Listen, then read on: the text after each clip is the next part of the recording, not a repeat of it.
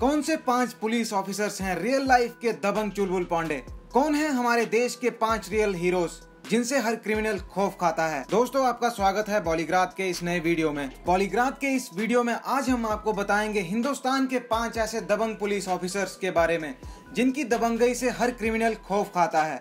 दोस्तों, आपने बॉलीवुड में दबंग चुलबुल पांडे को तो देखा ही है, लेकिन आज हम आपको बताने वाले हैं रियल लाइफ में चुलबुल पांडे बनकर देश और लोगों की सेवा करने वाले पुलिस ऑफिसर्स के बारे में, जिन पर देश और देश के लोगों को नाज है क्योंकि इन्होंने देश के लिए अपनी जान कुर्बान कर दी। इस लिस्ट में सबसे पहला नाम आता है विनोद कुमार चौबे का।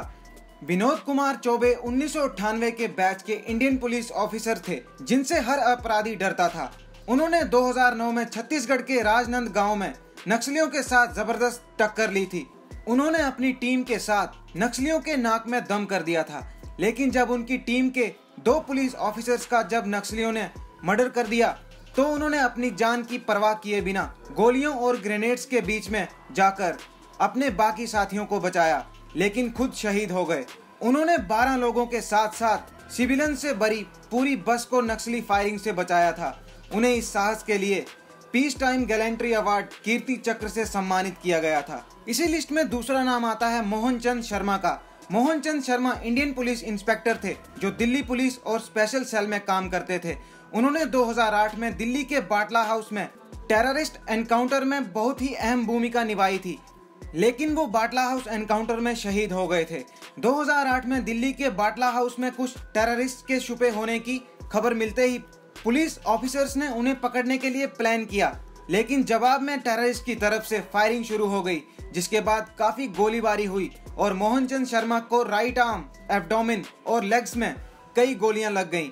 एनकाउंटर कामयाब रहा था, लेकिन मोहनचंद शर्मा शहीद हो गए थे। उनकी इस बहादुरी के लिए उन्हें गैलेंट्री मेडल अशोक चक्र से सम्मानित किया गया था। इसी कड़ी में तीसरा नाम आता है हेमंत करकरे का। हेमंत करकरे मुंबई के एंटी टेररिस्ट स्क्वाड के चीफ ऑफिसर थे जो 2008 में हुए मुंबई अटैक्स के दौरान टेररिस्ट को कड़ी टक्कर देते हुए शहीद हो गए थे। मुंबई अटैक्स के दौरान उनकी छाती पर टेररिस्ट ने 3 गोलियां मारी थी, जिसके बाद वो शहीद हो गए थे। उन्हें देश के लिए दिए गए बलिदान के लिए अशोक चक्र से सम्मानित किया गया था। इसी कड़ी में चौथा नाम आता है अशोक कामते का। अशोक कामते एक इंडियन पुलिस ऑफिसर थे जो मुंबई के एडिशनल कमिश्नर के तौर पर काम कर चुके थे।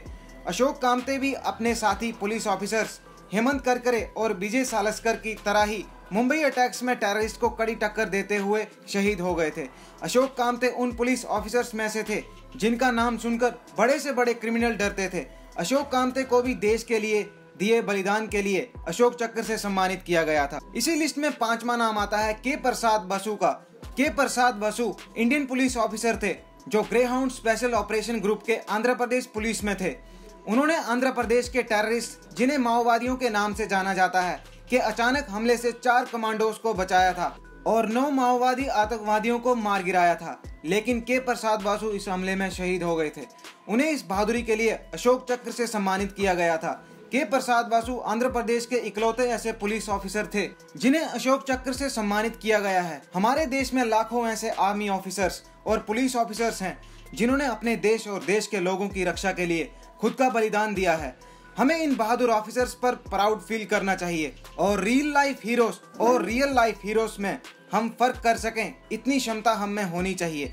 बॉलीवुड के सुपरस्टार्स भी इन जाबाज ऑफिसर्स के लिए कहते हैं कि हम तो सिर्फ स्क्रीन्स के हीरो हैं, लेकिन असली हीरोज तो वो हैं जो हमारे और हमारे देश के लिए अपनी जान दांव पर लगाते हैं। आपको हमारा ये वीडियो कैसा लगा हमें कमेंट सेक्शन में जरूर बताएं।